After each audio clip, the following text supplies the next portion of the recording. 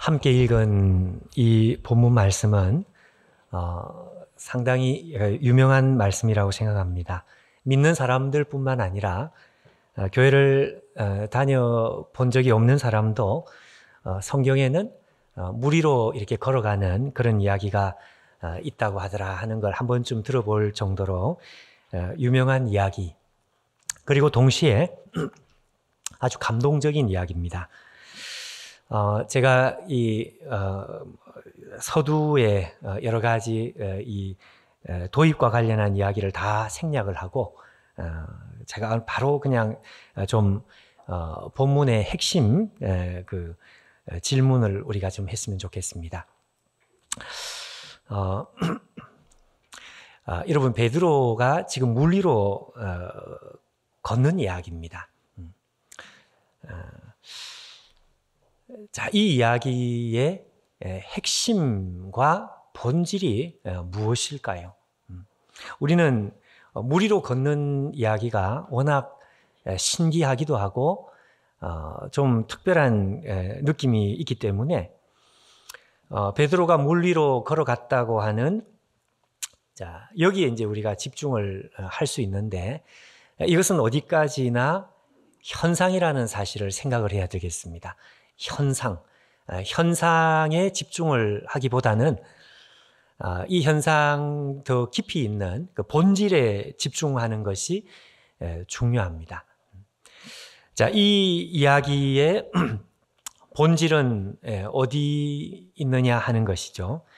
다른 말로 하면, 자, 베드로에게 있어 가지고 중요했던 것은 무엇일까? 베드로에게 있어서는 물 위로 걷는 그 사건 자체, 이 현상 자체가 중요했던 것일까? 물론 베드로도 호기심이 있었으리라 생각도 되고, 또 어쩌면 이런 공명심 같은 것도 있을지도 모르겠습니다.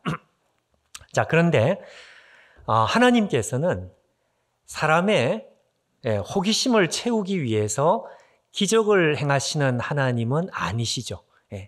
이 베드로의 호기심 때문에 기적을 행하시는 이제 그런 하나님은 아니시다 하는 것입니다. 문제는 베드로가 물 위로 걷게 되는 그 밑바닥에 있는 본질입니다. 그 어디에 나오는가 하면 28절에 나옵니다. 28절을 한번 봐주십시오. 베드로가 예수님께 뭐라고 말하는가 하니까, 주여, 만일 주님이시거든 나에게 말씀하사, 말씀하사 그 말이죠. 나에게 말씀하사 물 위로 오라 하소서. 물 위로 걸어가는 것은, 이거는 2차적인 현상인데, 이 2차적인 현상이 나타나려면 1차적으로 더 중요한 본질적인 것은 예수님의 말씀이 있어야 합니다. 말씀. 만약에 여러분, 이날 예수님께서 베드로에게 베드로야, 나는 너에게 물 위로 걸어오라고 말씀을 선포할 의지가 없다. 물 위로 걸어오라는 말씀을 선포하고 싶은 생각이 없다. 만약 예수님께서 그렇게 말씀하셨다면 베드로가 물 위로 걸어갔을까요? 당연히 안 걸어갔겠죠. 예.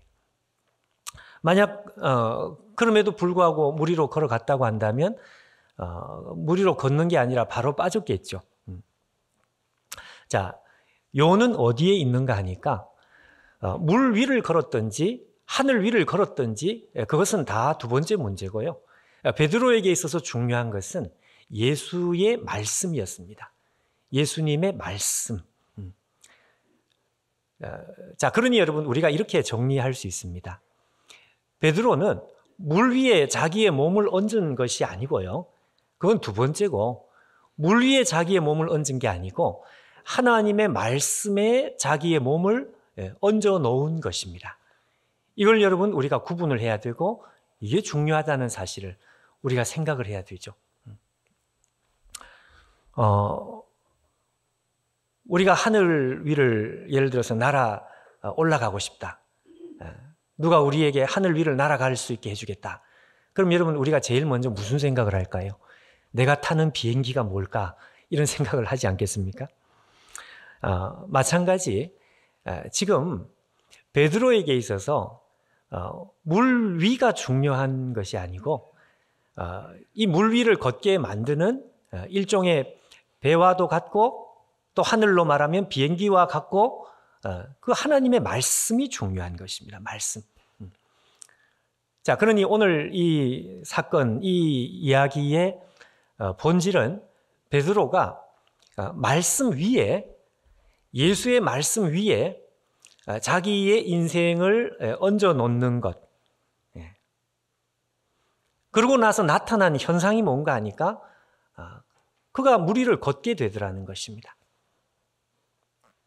자, 여러분, 우리는 이 사건의 본질을 가만히 생각을 해보면서 우리가 믿는 기독교 신앙의 본질이 무엇인가 여기서 우리는 정리할 수 있습니다. 우리가 믿는 기독교 신앙의 본질은 하나님의 보이지 않는 말씀, 눈에 보이지 않는 하나님의 말씀, 그 말씀 위에다가 우리의 인생을 얹어 놓는 것입니다. 우리의 인생을 던지는 것입니다.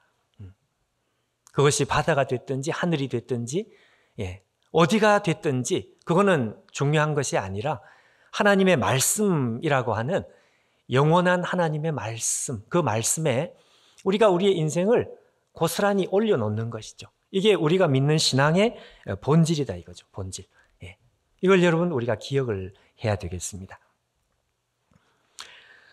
여러분 우리는 이 생각을 해야 합니다. 이 세상에 사는 모든 사람은 정말로 단 한 사람도 예외가 없이 모든 사람은 무언가에다가 어떤 그 무언가에다가 자기의 인생을 얹어 놓고 사는 것이 우리의 인생입니다. 그것이 이 세상의 어떤 정신이든지 아니면 돈이든지 아니면 자기가 왕노릇하는 자기 자아든지 하여튼 그 무엇이든지 예외 없이 우리의 인생은 무언가에 자기의 인생을 얹어놓고 사는 것이 인생이다 이거죠. 왜 그런가 하니까 우리가 하나님이 아니니까, 우리가 신이 아니니까, 우리는 스스로 존재하는 사람이 아니고 우리는 피조물이니까요. 자, 그러니까 우리는 무언가에 자기의 인생을 얹어놓고 사는 인생일 수밖에 없다 하는 것입니다. 한 알려진 개그맨입니다. 방송인 개그맨이 이제 나와서 자기 인생 이야기를 하는 걸 제가 이렇게 좀 보게 됐는데 이분이 무슨 말을 하는가 하니까요. 교통사고가 아주 크게 났습니다. 젊은 사람인데도 교통사고를 크게 당했어요. 눈 떠보니까 중환자실인데 이 중환자실에서 의사 선생님이 와서 이분에게 뭐라고 이야기를 하는가 하니까 지금 빨리 인생을 정리를 하라. 당신이 앞으로 몇 년을 산다 이게 아니고요. 며칠 안에 인생을 정리를 해라. 왜 그런가 하니까 당신 심장이 지금 출혈이 심한데 지금 상태를 감아보니까 이게 이틀이든지 3일이든지 언제든지 2, 3일에 이게 잘못하면 이게 터질지 모르겠다. 심장이 그냥 이렇게 파열될지 모르겠다. 기적이 일어나면 모르지만 2, 3일 안에 이게 파열이 되면 그냥 즉사하는 것이니까 자기도 장담을 못하니 빨리 인생을 정리를 하라. 그런 이야기를 했습니다. 여러분 작은 이야기가 아니죠. 그때 이분이 하는 이야기가 뭔가 하니까 바로 그때 이제 이 중환자실에 자기가 누웠을 때 자기가 능동적으로 어떤 생각을 하고 있는 것이 아니고 마치 자기는 수동적으로 자기의 생각이라고 하는 것이 자기에게 무언가를 보여주더라는 것입니다. 무슨 말인지 대충 여러분 우리가 대충 이해가 되시죠? 내가 능동적으로 무슨 생각을 막 의도적으로 하는 게 아니고 자기는 그냥 널브러져 있는 것 같고 자기 앞에 어떤 생각이 자기 눈앞에 자기를 자기 인생을 그냥 보여주더라는 것입니다. 그래서 자기도 모르게 그냥 자기 앞에 보여지는 것들 그걸 그냥 자기는 쳐다봤는데 그 위기의 순간 짧은 순간에 자기에게 보여주는 것, 자기의 생각이라는 것이 자기에게 보여주는 게 뭔가 하니까 대학 입시인지 뭔지 어떤 시험을 준비하느라고 한 4개월 동안 아주 열심히 살았던 시간이 있는데 그 4개월 시간이 자기 눈앞에 이렇게 지나가더라는 것이죠. 그러고 나서 이분이 기적적으로 회생을 하게 되었다 그럽니다. 의술적으로는 설명을 못하지만 여하튼 이 심장이 파열되지 않고 어떻게 잘 수습이 돼가지고 하여튼 이 사람이 다시 회복됩니다. 그리고 나서 이 사람이 이제 질문을 하나를 하는데 무슨 질문인가 하니까 내가 왜 그때 이 정말 이 생명이 얼마 남지 않은 이 절체절명의 시간에 왜 그때 내가 이 4개월의 시간이 내 눈앞에 지나갔을까? 그게 질문이었습니다. 거기에 대해 스스로 어떻게 대답을 하는가 하니까 이 4개월의 시간 동안 자기는 자기의 인생을 주도적으로 살았다는 생각을 하게 됩니다. 그럼 나머지 인생은 이 4개월을 제외한 나머지 인생은 그럼 어떤 인생이었느냐? 그냥 떠내려가는 인생이었다는 거죠. 하나도 생각이 안 나는 거예요. 그냥 자기 인생이 그냥 무언가에 의해서 세상 정신에 의해서 어떤 세상 가치관에 의해서 다른 사람의 눈에 의해서 그냥 자기 인생이 그냥 떠밀려가는 그런 인생이었고 요 4개월만큼은 자기가 자기 인생을 주도하는 인생이었기 때문에 그래서 내가 요 4개월의 시간이 생각이 났나 보다 이제 이렇게 정리를 하는 거예요. 여러분 우리가 여기서 조금 더 한 걸음을 더 나가가지고요 이 사람이 하는 말이 아니라 성경이 하는 말씀을 우리가 한번 귀를 기울여 봤으면 좋겠습니다. 성경은 우리에게 무슨 말씀을 하느냐 이 방송인, 이 개그맨이 하는 것처럼 이야기를 하는 것이 아니고 성경은 우리에게 이런 이야기를, 우리 인생에 대해서 이렇게 이야기를 합니다. 우리 인생은 하나님 보실 때 딱 두 종류의 인생밖에는 없습니다. 두 종류의 인생. 첫 번째는 하나님께서 이끌고 가는 인생. 다른 말로 하면 하나님의 말씀이 이끌고 가는 인생. 두 번째는요, 하나님 외에 다른 것이 이끌고 가는 인생. 자, 하나님의 눈앞에 인생은 이 두 종류 외에는 없다는 것입니다. 하나님 외에 다른 것이 이끌고 간다고 하는 이것은 하나님 외에 다른 것이라고 하는 것은 아까 그 개그맨이 하는 말처럼 세상 정신이 자기를 이끌고 가든지 아니면 자기가 주도적으로 자기의 인생을 이끌고 가든지 그 하나님 보실 때에는 이게 다 마찬가지다 이거예요.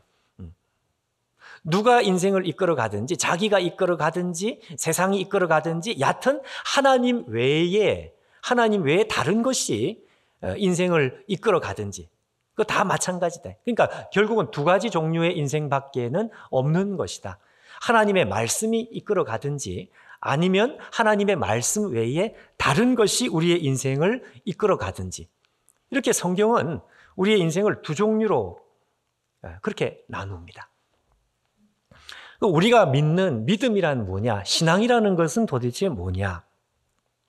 이 땅에 태어나는 모든 사람은 예외 없이 하나님 외에 다른 것에 이끌림을 받아서 사는 인생입니다. 제가 방금 말씀한 대로 하나님 외에 다른 것, 그것은 세상 정신이 될 수도 있고 자아가 될 수도 있고요. 자기가 주인이 될 수도 있고 여하튼 하나님 외에 다른 것.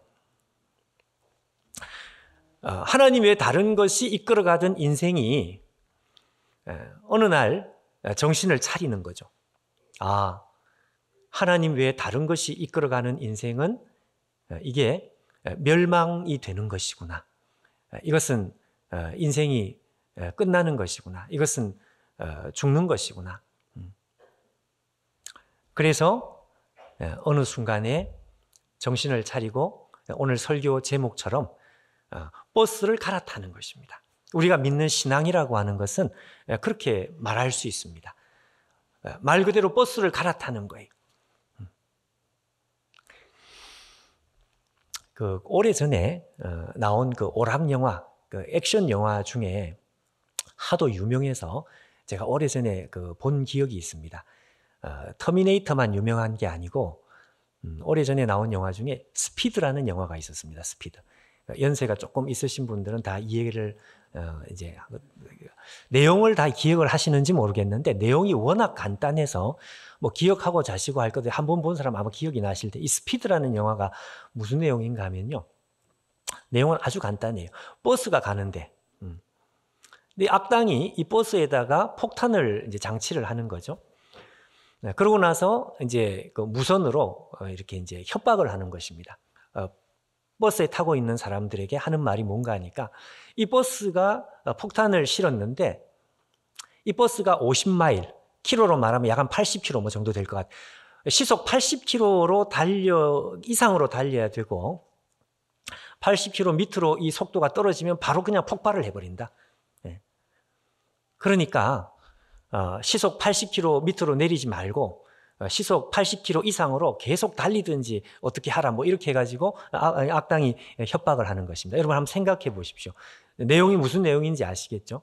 80km 시속 80km면 적은 속도가 아닌데 이 시속 80km 속도 이상으로 달려야 되는 그 밑으로 떨어지면 그 자리에서 폭발을 하는. 그러니까 차가 막히면 안 되겠죠. 시내 차가 절대로 막히면 안 되고 하여튼 어떻게 하든지 80km 이상으로 계속 달려야 돼요. 자, 근데 문제가 뭔가 하니까 여러분. 그러면 이 버스의 그 휘발유가 그 기름이 영원하냐? 아니죠. 시속 80km로 계속 달리다 보면 휘발유가 떨어질 거 아니에요. 그러니까 어쩔 수 없이 이 버스는 반드시 폭발하게 되어 있습니다. 제가 그 오락 영화를 이렇게 가만히 생각을 해보니까, 야, 저게 액션 영화는 액션 영화인데, 야, 뭔가 좀 뼈가 있는 것 같기도 하고, 저걸 보면서 인생을 생각할 것 같기도 하고, 그런 거죠. 여러분, 그런 생각이 들지 않으십니까? 우리 인생을 달리는 이 세상이 우리로 하여금 막 빨리 달리라고 재촉을 하는데, 어느 속도로 떨어지면 폭발하고, 달려도 폭발하고, 하여튼 이 세상에 태어난 모든 사람은 폭발하는 버스에 올라탄 것과 같은 그런 것이죠. 그런 것이죠. 무슨 말씀인지 이해가 되시죠? 자, 그러면 여러분, 속도가 떨어져도 폭발하고 하여튼 어떻게 되든지 무조건 폭발하게 되어 있는 이 버스의 모든 인생은 다 올라타 있게 된 것입니다. 자기의 선택의 여지와 상관없이 이 세상이 그렇단 말이죠. 죄된 인생, 저주받은 하나님 앞에 저주된 이런 이 죄 아래 놓여 있는 인생. 그럼 어떻게 해야 되느냐? 시속 80km로 떨어지기 전에 80km로 계속 이상으로 달리다가 똑같이 80km로 달리는 버스가 옆으로 와가지고 한 사람씩 이걸 옮겨 타는, 그게 이제 그 스피드 영화의 그 내용입니다. 그래서 한 사람 옮겨 타고 옆에 또 옮겨 타고 뭐 이렇게 옮겨 타는. 자, 신앙이라는 것은 마치 그와 같은 것이다 이거죠. 그래서 오늘 그 이미지가 저는 그 생각을 하고서 오늘 이 말씀의 제목을 그렇게 잡았습니다.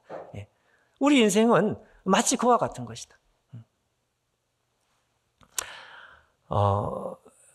여러분, 사람들은 이 땅에 아까 말씀한 대로 누구든지 예외 없이 자기 인생을 어딘가에 얹어놓고 살 수밖에 없는 것이 인생이라 그랬는데 반드시 폭발한다는 사실을 모르는 사람이 없습니다. 그런데 그 심각하게 생각을 잘 안 하는 거죠. 그래서 새벽 기도 시간에 제가 파스칼의 그 팡세의 그 유명한 말을 제가 하나 인용을 했는데 그 파스칼이라고 하는 천재적인 그 수학자, 철학자, 이 사람이 이런 이야기를 했습니다. 자기가 보기에 도저히 이해 안 되는 것이 하나가 있다. 뭐가 그렇느냐. 사람들이 너무너무 사소한 문제 때문에 자기가 보기에는 사소한 문제 때문에 몇 날 며칠을 잠을 못 자고 고민을 하더라 이것입니다. 다른 사람에게 무슨 말을 듣는다든지 아니면 직장을 잃어버리는 것도 자기가 보기에는 이건 사소한 문제다.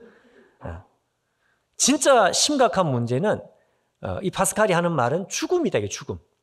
죽음이라는 것은 한번 오면 이 모든 것을 한순간에 그냥 다 쓸어가 버려요. 그런데 놀라운 일이 뭔가 하니까 사람들이 그 사소한 문제 때문에 불안해하고 잠 못 자고 몇 날 며칠을 고민을 하고 또 고민을 하는데 세상에 그 죽음의 문제 때문에 고민을 하는 사람, 몇 날 며칠 잠 못 자고 고민하는 사람을 자기는 본 적이 없다는 것입니다. 너무 평안해요. 도대체 이게 뭐냐? 이 도저히 자기는 이해할 수가 없는 것이다. 그러면서 이 사람이 이런 표현을 했습니다. 초자연적인 혼란. 어려운 말인데 자기는 이게 초자연적인 혼란이다 이것입니다. 왜 별것 아닌 것으로 잠을 못 자고 고민을 하는데 진짜 고민해야 될 문제에 대해서는 왜 아무도 고민을 안 하고 그냥 뭐 죽으면 오면 오는 것이다. 아무런 불안 없이 평안하게 살아가는 게 참 이게 이상하다. 그러면서 한마디 덧붙이는 말이 파스칼이 하는 말이 야 어떤 알 수 없는 어떤 거대한 힘, 성경으로 말하면 이제 마귀의 장난, 어떤 거대한 이 악의 힘이 사람을 몰아가지 않고서는 어떻게 이럴 수가 있을까? 먼저 이런 이야기를 하는 거예요. 여러분, 우리의 신앙은 이렇게 밀려가는 인생이 이게 폭발하는 인생이라는 것을 정확하게 알고 그리고 어느 날 정신을 차리면서 이 버스를 갈아타는 것이 이게 우리의 신앙입니다. 왜 이 이야기를 하는가 하니까 베드로가 지금 말씀에 자기의 인생을 얹어 놓겠다고 하는 것 이게 지금 같은 맥락이다 이거예요. 같은 맥락. 자기의 인생이 물 위가 아니고요. 물 위는 두 번째라 그랬고 예수의 말씀 위에 하나님의 말씀 위에 자기의 인생을 얹어 놓기를 원합니다. 그래서 주여 나에게 말씀하옵소서. 내가 그 말씀에 내 인생을 얹어 놓겠습니다. 그것이죠. 어떤 한 젊은 여성입니다. 이 여성이 사연의 이야기를 보니까요. 이분이 병원에 와서 의사 선생님 앞에 자기가 정말로 죽고 싶은 심정이다. 왜 그런가? 죄책감 때문이었습니다. 죄책감. 무슨 죄책감이냐? 얼마 전에 그의 모친이 스스로 생명을 포기를 했습니다. 그런데 그 엄마가 생명을 포기하기 직전에 이 딸에게 전화를 한 거예요. 근데 이 딸이 전화를 못 받았습니다. 근데 엄밀히 말하면 전화를 못 받은 것이 아니고 전화를 안 받은 거예요. 그러고 나서 이 엄마가 자기 생명을 버렸어요.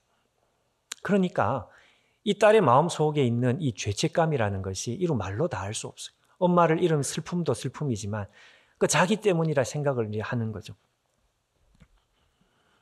엄마의 전화를 한 번도 안 받은 적이 없었습니다. 근데 그날따라 엄마의 전화를 받기가 싫었어요. 왜 엄마의 전화를 받기 싫었을까요? 사연이 있었습니다. 이 엄마와 아빠가 젊을 때부터 너무너무 사이가 안 좋았어요. 늘 집안에 이 다툼과 싸움이 있는 부부싸움이 늘 그러니까 이 딸이 외동딸인지 이 딸이 볼 때에는 늘 불안한데 늘 엄마가 불쌍하다는 생각을 늘 했다는 거죠. 그래서 어떻게 하든지 엄마에게 힘을 주고 싶고 엄마를 위로해 주고 싶고 이게 딸의 마음이었는데 이 엄마가 위로받을 데가 없으니까 이 애가 이 딸이 어릴 때부터 늘 이 자기 딸한테 위로를 받고 또 마음을 이야기를 하고 이러면서 이 딸이 점점 성장을 하게 됩니다. 그 이 딸이 성인이 되고 이제 사회인이 되었는데도 이 엄마에게는 유일한 희망입니다. 의지할 곳은 이 딸밖에 없는 거예요. 근데 여러분, 사람이 이것도 한두 번이고 이것도 정도 것이지 누군가 자기 인생의 무거운 짐을 나에게 자꾸 이렇게 의지할 때 나에게 실어서 기댈 때 그거 여러분 감당하기가 사실은 쉽지는 않죠. 이 딸이 어릴 때부터 엄마가 불쌍하다는 생각 때문에 계속 이걸 견디고 견뎠는데 자기가 크고 나면서 언젠가 한번 자기 속에 이런 생각이 든 것입니다. 내가 아무리 열심히 엄마에게 잘해주려고 해도 왜 엄마는 행복하지 않을까? 무슨 말씀인지 아시겠죠? 왜 자기가 도움이 되지 않을까? 자기가 이렇게 애를 써서 엄마의 이야기를 들어주고 엄마를 이렇게 도와주고 그렇게 했는데 왜 엄마는 전혀 달라지는 게 없을까? 왜 가면 갈수록 엄마는 불행할까? 일종의 무기력함입니다. 무력감입니다. 무력감. 이 무력감 때문에 그날 엄마한테 전화가 왔는데 이 무력감 때문에 그냥 전화를 안 받아버린 거예요. 그리고 엄마는 돌아가셨어요. 두 가지 생각이 나는 거죠. 첫 번째는 그렇구나. 사람이라고 하는 존재는 누구이든 상관없이 누군가에게 의지하고 의존하는, 한마디로 기대고 싶은, 인간은 의존적인 존재가 맞구나. 저는 그 생각이 들었습니다. 딸이지만 딸이 아직 어린데도 너무 마음이 힘들고 어디 가서 마음을 이렇게 놓을 데가 없으니까 딸에게라도, 인간이 그런 존재다 이거죠. 근데 여러분, 더 마음에 와닿는 말이 뭔가 하니까 이 딸이 하는 말입니다. 왜 아무리 엄마에게 잘해주려고 해도 왜 엄마는 행복하지 않을까? 이 말입니다. 이 말. 여러분, 하나님께서 우리에게 말씀하시는 하나님의 말씀은 무엇입니까? 예레미야 2장 13절 앞에 한번 보실까요? 내 백성이 두 가지 악을 행하였나니 곧 그들이 생수의 근원되는 나를 버린 것과 스스로 웅덩이를 판 것인데 그것은 물을 가두지 못할 터진 웅덩이들이니라. 무슨 말씀인지 우리가 이해할 수 있습니다. 하나님 외에 다른 것이, 그것이 세상 정신이든지 그것이 자기 주인 노릇하는 자기든지 그것이 딸이든지 그것이 아들이든지 그것이 재력이든지 무엇이든지 이게 터진 웅덩이다. 이거 터진 웅덩이. 도움이 되지 않아요. 사람에게 행복을 주지를 못합니다. 이게 성경의 메시지입니다. 그래서 하나님께서 하시는 말씀은 딱 한 가지. 정신없이 우리를 이 세상은 몰아가서 막 이렇게 80km 밑으로 떨어지면 폭발한다고 협박을 하면서 우리를 몰아가는데 어떻게 하든지 이거 옮겨 타야 돼요. 어떻게? 하나님의 말씀이 우리를 이끌어가는 새로운 버스로 이걸 옮겨 타는 것입니다. 이게 구원입니다. 구원. 여러분, 이 좋은 예가 있습니다. 성경에 제일 먼저 나오는 믿음의 사람, 위대한 믿음의 사람 아브라함이죠. 하나님께서 아브라함을 불러내십니다. 창세기 12장 1절 앞에 자막을 한번 봐주십시오. 여호와께서 아브라함에게 이르시되 너는 너의 고향 친척 아비의 집을 떠나 내가 네게 보여줄 땅으로 가라. 75세 된 아브라함에게 하나님께서 찾아오셔가지고 말씀하십니다. 여러분, 이 말씀의 핵심은 뭡니까? 여태까지 너가 살아왔던 인생은 하나님의 말씀이 아닌 다른 것에 이끌린 인생이었다. 75년 동안 다른 것에 이끌리고 다른 것에 붙들려서 떠밀려서 아니면 네가 왕노릇 하든지 어떻게 하든지 그렇게 너는 인생을 살아왔다. 오늘부터 바꾸라 이거죠. 바꿔 타라 이거죠. 오늘부터 하나님의 말씀이 너의 인생을 이끌어 갈 것이다. 어디로 가야 될지 몰라도 갈 바를 알지 못해도 하나님의 말씀에 따라서 너는 가는 것이다. 오늘부터 새로운 인생이다. 히브리서 11장 8절 한번 보십시오. 믿음으로 아브라함은 부르심을 받았을 때에 순종하여 장래 기업으로 받을 땅에 나갔는데 갈 바를 알지 못하고 나갔다 이렇게 되어 있습니다. 하나님의 말씀이 이끌어가는 새로운 종류의 인생, 그 새로운 종류의 인생으로 아브라함이 75세에 버스를 바꿔 탄 거죠. 여러분, 오늘 우리의 주인공 베드로에게 다시 한번 돌아와 보십시다. 베드로가 오늘 하고 있는 이 요청, 베드로가 지금 시도하고 있는 이 믿음의 도전, 이게 도대체 뭐냐? 버스를 바꿔 타는 것이라 그랬는데, 여러분 제가 좀 엄밀하게, 좀 정확하게 다시 이야기를 하면, 베드로가 예수님 앞에 일종의 확증을 구하는 것입니다. 확증. 무슨 확증? 하나님의 말씀, 예수의 말씀에 자기 인생을 얹어 놓는 것, 이게 절대로 실패하는 것이 아니요. 이것이 잘못된 것이 아니요. 이것이야말로 정말 생명의 길이라는 것을 베드로는 확증하고 싶은 것입니다. 무슨 말씀이냐? 여러분 오늘 읽은 우리의 본문 마태복음 14장에 나오는 이 이야기가 나오기 전에 베드로는 오늘 이게 처음이 아니고요. 하나님의 말씀으로 자기 인생이 갈아타버린 경험이 사실은 있었습니다. 그게 언제일까요? 예, 누가복음 바로 5장에 나오는 그 유명한 사건. 예수님께서 베드로를 찾아가시죠. 그리고 밤새도록 수고했는데 얻은 것이 하나도 없는 베드로에게 예수님께서 찾아가셨어요. 그리고 나서 깊은 데 가서 그물을 내리라. 사실 이거 앞뒤가 안 맞는 그 요청인데 베드로가 예수님 말씀을 다 듣고 자, 뭐라고 이야기하느냐?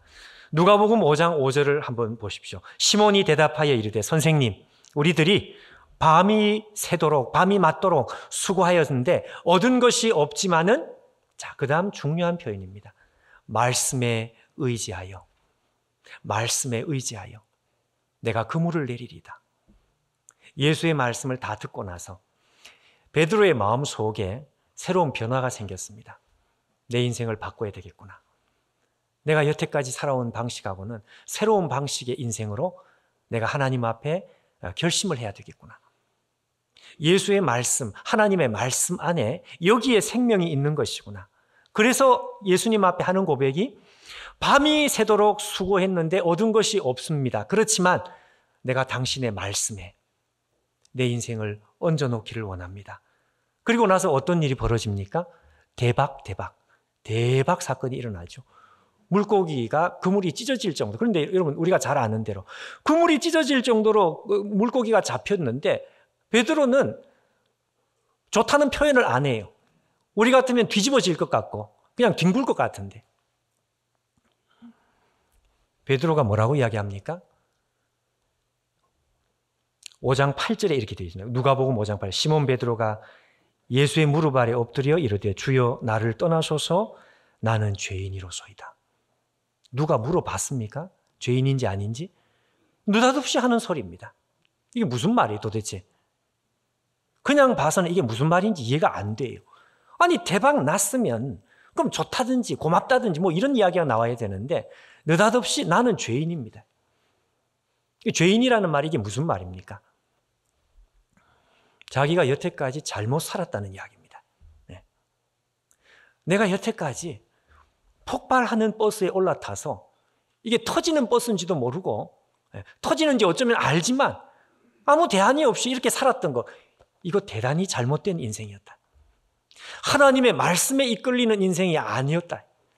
하나님의 말씀에 이끌리는 인생으로 내가 결심을 한번 했더니 내가 여태까지 너무너무 잘못 살았다는 것을 인정하는, 그리고 하나님 앞에, 예수 앞에 회개를 하는 거죠. 회개를. 여러분 바로 이때에 베드로가 예수님 앞에 버스를 제대로 한번 바꿔 탄 경험을 한 것입니다. 그럼 오늘 우리가 읽은 이 사건은 뭘까요? 아까 말씀한 대로 확증입니다. 확증. 예수님 확증해 주십시오. 확증. 하나님의 말씀은 눈에 안 보이는 것이죠. 눈에 안 보이는 것이기 때문에 때로는 하나님의 말씀을 붙들고 따라간다고 따라가는데 불안하단 말이에요. 불안해. 내가 제대로 가는 것이 맞느냐? 아니면 내가 괜히 헛수고하고 있는 것이냐? 이거 여러분 베드로의 고민이 아니라 오늘 우리의 고민이죠. 아브라함의 인생이 위대한 인생이라고 하는 이유는 다른 게 아니고 그는 끝까지 가는 것입니다. 죽음 너머까지 하나님께서는 나를, 내 인생, 이 말씀은 내 인생을 이끌어가고 나는 이 말씀에 이끌리는 인생을 사는 것이다. 이걸 믿고 아브라함은 끝까지 가는 거죠. 끝까지. 위대한 인생입니다. 그러나 하나님께서는 우리의 마음을 아셔요. 베드로의 마음을 아셔요. 예수님, 제가 잘못 선택하지 않았다는 것을 또 확증해 주십시오. 예수의 말씀 안에, 하나님의 말씀에 내 인생을 얹어놓고 살았지만 앞으로도 얹어놓고 살고 싶습니다. 나에게 말씀해 주십시오. 말씀해 주시면 그 말씀에 내 인생을 얹어놓는 이거 다시 확증하기를 원합니다. 오늘 베드로의 요청이 그것입니다. 단순한 호기심이 아니고. 여러분, 예수님께서 베드로의 마음을 너무너무 잘 알고 계시고 예수님께서 베드로에게 말씀하시죠. 오늘 우리가 읽은 29절에 있는 말씀처럼 베드로야 오라 하시니 베드로가 배에서 내려 물 위로 걸어서 예수께 가되. 이게 무슨 이야기입니까? 예수님께서 베드로에게 지금 하시는 말씀은 베드로야 맞았어. 너는 잘못 선택하지 않았다. 내 말씀에 여기에 생명이 있다. 하나님의 말씀에 이끌리는 인생, 하나님의 말씀에 이끌리는 인생만이 생명이다. 생명. 너가 여태까지 하나님 말씀에 이끌려 살아왔지만 앞으로도 그렇게 살아야 돼. 그렇게 하나님의 말씀에 이끌려 살면 어떻게? 마치 물 위를 걷는 것과 같은, 아니 그거보다 더 놀라운 기적과 같은 인생이 너의 삶에 펼쳐지게 될 것이다. 봐라 이것입니다. 그러고 나서 베드로가 물 위를 걸어요. 현상에 집중하는 사람은 모든 것 다 제껴놓고 되는지 안 되는지 나도 한번 해보자. 죽습니다, 여러분. 하나님께서 물 위로 걸으라는 말씀이 확실하면 그러면 걸을 수 있습니다. 그러나 중요한 본질은 다 제껴놓고 물 위에 걷나 안 걷나 해보자. 그럼 죽는다.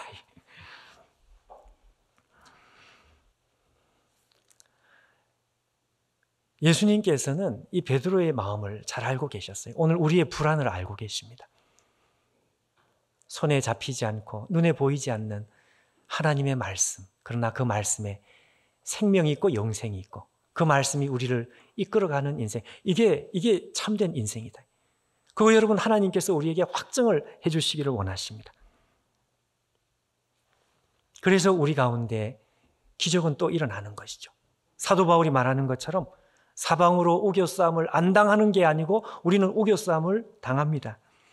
그런데 희한하죠? 쌓이지 않습니다. 답답한 일을 안 당하면 좋은데 답답한 일을 당해요. 그런데 낙심하지 않습니다. 우리가 핍박을 당합니다. 그런데 놀랍게도 버림받지 않아요. 거꾸로 트림을 당해. 그런데 망하지 않습니다. 오늘 우리는 다른 종류의 기적이지만 우리는 기적을 체험하면서 살아가는 것이죠. 조니 에릭슨 타다라고 하는 유명한 기독교 작가, 이 사람은 이 10대 때 16, 17 아주 어린 나이에 여성이 말이죠. 다이빙을 잘못해가지고 사지마비가 옵니다. 팔, 다리를 전혀 쓸 수가 없고. 그래서 10대 때부터 무려 45년간 휠체어 신세로 인생을 그렇게 살아가다가 노년이 이르러서 유방암 판정을 받습니다. 그러니 여러분, 이 인생이 얼마나 고달팠겠어요. 그런데 이분이 유방암 판정을 받고 난 뒤에 책을 하나를 씁니다. 아마 무슨 희망 노트인가 하는 이런 책이 있습니다. 이분이 뭐라고 고백을 하느냐. 제가 참 이 한마디가 제 마음에 아주 감동이 돼요. 뭐라고 말하는가 하니까요. 나는 속지 않았다. 이렇게 합니다. 나는 속지 않았다. 제가 그 말이, 나는 속지 않았다는 말이 무슨 말인가 하면 나는 여태까지 헛수고를 한 것이 아니라는 것을 확신한다. 내가 했던 모든 노력은 헛되지 않았다. 이전에도 그리고 이후에도 하나님께서는 나와 함께 계신다. 이렇게 말합니다. 나는 장차 내 발로 춤을 추게 될 것이다. 그러면서 자기가 한평생 얼마나 걷고 달리고 춤출 수 있는 그날을 자기는 기다렸는지 모른다는 것입니다. 그런데 이 조니 에릭슨 타다가 하는 말이 하나님께서 장차 내게 영광스러운 육신을 주실 것이다. 새로운 육신을 주실 것이다.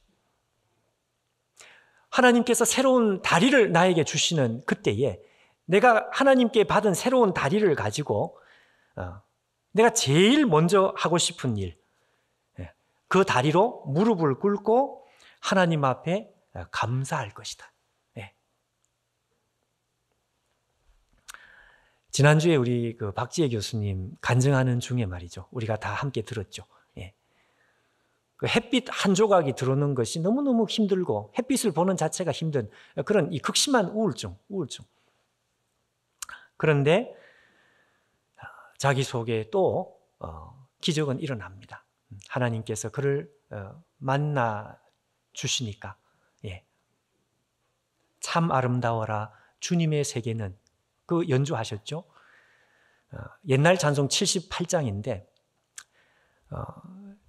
저는 지난주에 이 찬양이 무슨 찬양인지를 제대로 이해를 했습니다. 그전에는 참 아름다워라 주님의 세계는 저 솔로몬의 옷보다 더 고운 백합화인가 하여튼 이 찬양은 등산 가서 산 꼭대기에서 부르는 노래인 줄 알았어요. 바다 쳐다보면서 하늘 쳐다보면서 와 우리 하나님의 창조 세계는 대단히 아름답다 이런 노래인 줄 알았습니다. 그런데 제가 지난주에 간증을 들으면서 그렇구나. 그런 찬송이 아니었구나. 하나님을 만나고 난 뒤에 눈이 달라지는 거죠. 전혀 새로운 눈을 가지고 어제하고 똑같은 이 우주 만물인데 이게 어떻게 이렇게 영광스럽냐? 어떻게 이렇게 새롭고 다르냐? 지금 소천하신 한동대학 김영길 박사님, 총장하셨던 김영길 박사님 똑같은 이야기. 근데 사실 그분만이 아니라 이 자리에 있는 저와 여러분 다 똑같은 고백 아닙니까? 어저께 봤던 그 세상이 아닌 거예요. 산도 이 나무도 전혀 새로운.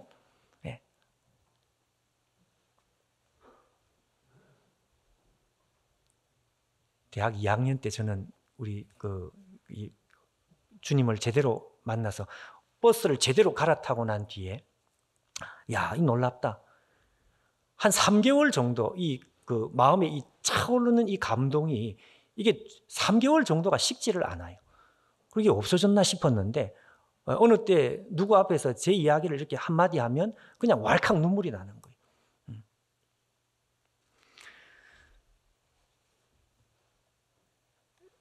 여러분 오늘 베드로가 주님 앞에 요청하는 대로 주님 내가 말씀에 붙들린 새로운 인생을 살기 원합니다.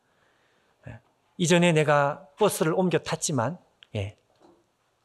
내가 제대로 잘했다는 것을 오늘 확증하기 원합니다. 오늘 우리 가운데 이미 믿는 분들에게는 이런 마음의 고백이 될 것이고 만약 아직까지 버스를 제대로 바꾸어 타신 분이 아니라면 여러분 오늘 제대로 바꿔 타시기를 바랍니다.